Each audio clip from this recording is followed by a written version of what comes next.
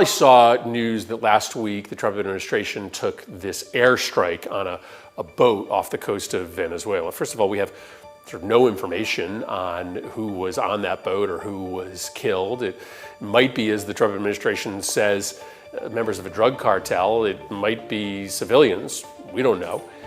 But there's two important things here that are really concerning that you need to know about.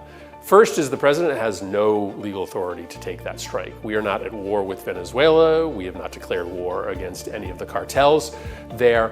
This is a president who every single day is acting like the law doesn't apply to him. That's a problem domestically as he uses the Department of Justice to target and harass his political enemies. But arguably this is an even bigger deal internationally, because if the president can take strikes against anyone anywhere without congressional authorization, then he can also drag us into wars overseas without any debate domestically.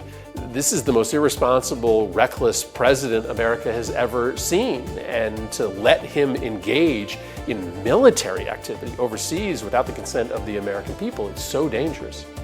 The other reason this matters is that his stated reason for taking the strikes to try to stop the flow of drugs in the United States, it makes no sense as the centerpiece of a counter-narcotics strategy. The Venezuela-Caribbean route, it's just not the main way that drugs come into this country. And to the extent it is, it's about the cocaine trade. The drug that is killing Americans right now is fentanyl. And fentanyl comes in through the Central American route, through Mexico.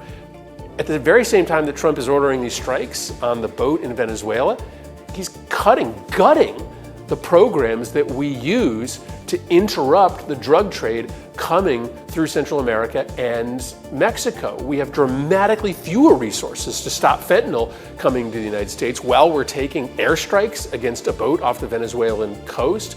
This is a recipe for more drugs, specifically more fentanyl, to come into the United States. This doesn't make sense as a counter-narcotic strategy. It is not allowable by law. It's a complicated, important story, but it's a story that we really have to talk about.